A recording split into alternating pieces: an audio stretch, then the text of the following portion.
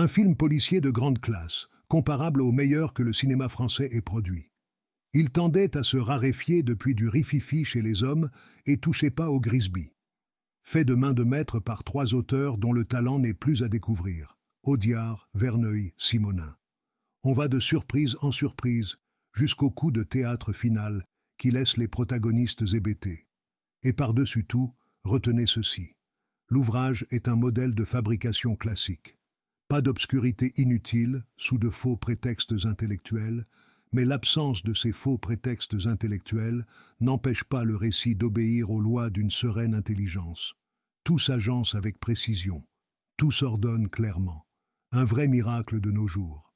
Henri Verneuil compose une mise en scène lucide, énergique, supérieurement expressive, improvise à tout moment des angles originaux que ne renieraient pas les maîtres hollywoodiens, impose au récit un rythme symphonique ponctué de remarquables temps forts, et ne néglige pas au passage ces notations qui soudain viennent éclairer la psychologie, les replis secrets de l'âme d'un personnage. Lui, au moins, il connaît les secrets du contrepoint. Il ne s'en rapporte pas au hasard de l'art. Et le voilà qui prend définitivement place, avec un tel film, au tout premier rang de nos réalisateurs. Louis Chauvet, Le Figaro, 4 avril 1963. Nous avions eu Gabin-Belmondo, on nous offre aujourd'hui Gabin-Delon. Tapis derrière leur tiroir-caisse, les producteurs qui ont combiné cet ingénieux mélange attendent, avec confiance, une explosion atomique. C'est tout juste si ça fait pchit. Un film de ce genre, ça doit aller tambour battant, ça doit aller tendu comme une corde d'arc. Ici, tout est lent et mou. Pour 2h10 de film, une mortelle heure d'exposition qu'en 10 minutes aurait suffi. Chaque scène est trop longue, chaque plan est trop long. Commencez au milieu, finissez au milieu, conseille une recette américaine. C'est un peu simplet, bien sûr, mais c'est pas idiot. Claude Tarard, L'Express, 11 avril 1963. Le plat soigneusement cuisiné n'a rien d'indigeste, on ne s'ennuie pas. Et les 20 dernières minutes de suspense sont des plus divertissantes. N'allez surtout pas chercher dans cette mélodie gentillette un miracle, mais un bon petit film commercial.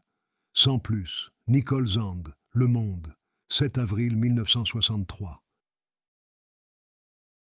On va voir un Gabin le samedi soir ou le dimanche après-midi, parce qu'après tout, c'est une façon de digérer comme une autre. C'est tout bonnement à désespérer. Bien sûr, il n'est pas question que demain M. Gabin se mette à faire des films avec Madame Duras, mais vraiment, le dialogue racoleur d'Audiard anéantit tout espoir de film dès le départ. Le gros mot pour le gros mot, et tout lui est subordonné. Des audaces parfois, ellipses de montage, plans très longs, mais tout est bien terne, lorsque les transparences ne sont pas hideuses. On se dit qu'après tout, Verneuil est capable de faire du bon travail, et que s'il voulait, les lettres françaises. 11 avril 1963. Suspense, que de films on commet en ton nom. En voilà encore un qui, après tant d'autres, promet son frisson au spectateur du samedi soir. Le spectateur en aura-t-il au moins pour son argent? S'il ne demande pas autre chose au cinéma, et s'il n'exige pas d'un nouveau film de la nouveauté, oui. Car pour ce qui est de la nouveauté, il serait préférable qu'il aille frapper ailleurs. Autour de Gabin, vous pourrez applaudir, car ils font très bien leur métier, Maurice Biraud, gangster à la mie de pain et à la petite semaine, et Alain Delon, puissant et lustré en blouson noir de choc. Il est remarquable. J'oubliais 2 choses. Primo, de vous dire que le film est d'Henri Verneuil, mais si peu.